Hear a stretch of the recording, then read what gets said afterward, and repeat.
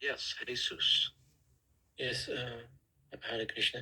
So I was just checking. So what we read is like there are three classes of devotees.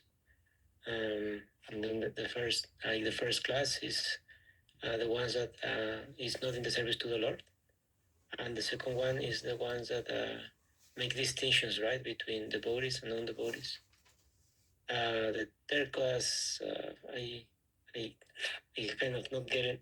I forgot it right now. But yes, I remember the first two. Well, I think the third one was the one that visits the temple and goes to the devotees. Yes. Yes. Thank you. Excellent.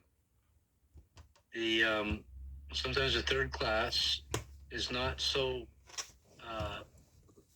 shastrically developed. He has some sentiment towards the deity. Doesn't necessarily see the devotees in the same way that a more advanced devotee would. See the devotee as being servants of Krishna and serving them nicely. There's a lot of depth to the three categories, but this is a good generalization that was mentioned in this section of the Srimad Bhagavatam. Thank you. Usha, you have something to say? Hare Krishna. Yes, Prabhu. So we discussed about the charity that is given to Krishna. Conscious devotee is the best. And other than that, the charity to the temple or transcendental mission is given the best, leads to the external advancement in devotional life. And when we do that, it comes hundreds and millions in the next times in the next life, and we get the pious benefits as well. And what else? And our means of life is just devotional to do the devotional service, which is tapasya.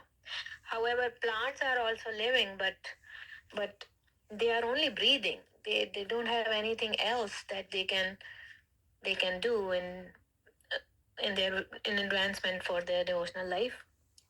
And that is not the sign of life. Sign of life is that we just progress ourselves in the devotional service. And human life is given to obey spiritual life. Just like human tongue is given to chant and the Vedic hymns, it will be considered like a prostitute when engaged in chanting some mundane nonsense. Thank you. I'm laughing, Prabhu. Anyone else have something they'd like to share? Well, one thing I can say about the point about the charity, it's actually broken down. If someone gives charity to a non-Brahmana, ordinary person, then he will get it back in equal proportion.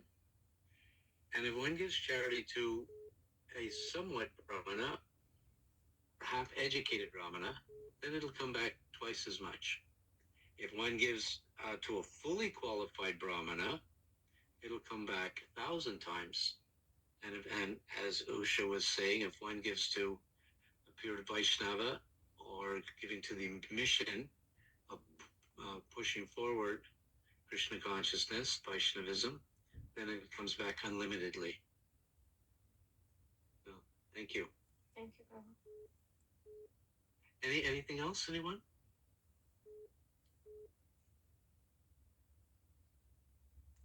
Saraswati. Hare Krishna, pranams to all. The message really was that it's not how long you live, but the quality of what you do with the time that is allocated to you. So, Srila Prabhupada talked about trees there was one tree, Imli tree in Vrindavan that Srila Prabhupada said was since the time of Krishna. And then, other trees live whatever hundreds of years. But,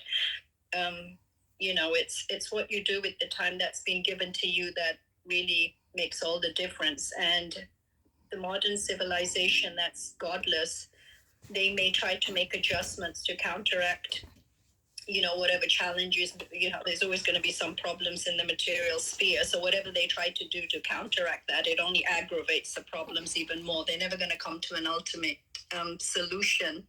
And Srila Prabhupada talked about how your ears, all these senses have, as Usha Mataji said, have been given to you to serve Krishna. And if you don't hear starting with hearing, if you don't hear the transcendental messages of Krishna, then they're just like compared to holes that snakes live in. And your tongue, if it's not used for serving Krishna, then it's just like a frog's tongue, that sort of vibrates only to attract the snakes. So they just become a prey. And Srila Prabhupada talked about how your head, even if you're a king, you have to, let's start off with bowing down to Krishna, acknowledging that Krishna is the supreme. And in that way, at least you're beginning your Krishna consciousness. And you talked about King Rudra, how he, during the Rath Yatra festival, even though he was a king, he, with a broom, he swept the path. So just some of the things that I thought it was very interesting that Srila Prabhupada talked about materialists and how whatever form of material enjoyment that they get, they're paying such a heavy price. And it's like their own blood that's being extracted from them, that they now think it's sort of happiness. They're working about in these industries, factories or whatever, long hours, and and they just come home only to be kicked by their wife. He compared it to an animal, like a donkey, an ass that is so foolish that it carries all this load on its back for 2 morsels of food, which it can get that grass from anywhere else. But no, it's just so conditioned to think, no, I have to serve the washerman, my master, and that's the only way I can survive. Srila Prabhupada said it's like a 2-legged animal. If a human being can't elevate themselves and when spiritual consciousness, they're no better. They're just like a 2-legged animal. They're just eating, sleeping, mating, what their animals are doing. So as the sun rises and sets, the duration of their life is coming to an end for a non-devotee. Death will be, whereas for a devotee, whether the sun rises or sets, because they're immersed in devotional service, it's not that their duration of life is being cut in the same way that it happens with a non-devotee. Hare Krishna. Thank you. Yes. From the rising of the setting of the sun, the duration of one's life is not engaged in devotional service. It just diminishes their life. But for one who's engaged in devotional service, it doesn't have an effect. This brings to mind Narada Muni when he meets 4 different types of people, and he gives all 4 a blessing. So first he meets a prince, and a prince is enjoying. And so Narada Muni blesses him. May you live forever. And then he meets a butcher, and he blesses him. He said, "May you not live, and may you not die." Then he meets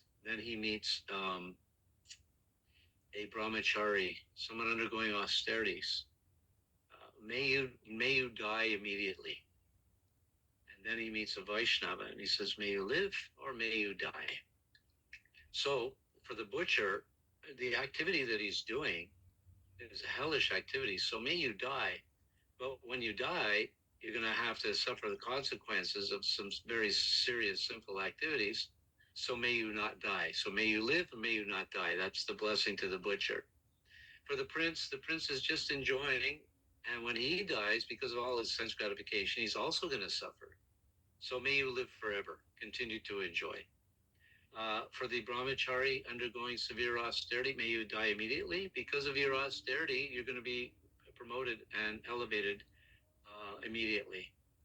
And then for the Vaishnava, may you live, may you die. Because for a Vaishnava, when he's living, he's engaged in devotional service.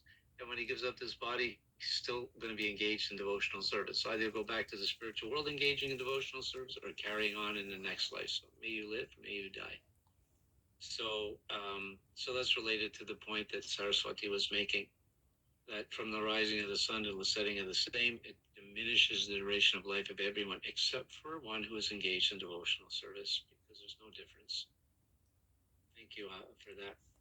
And and you were making the reference, a very famous verse: men who are like hogs, dogs, camels, and asses.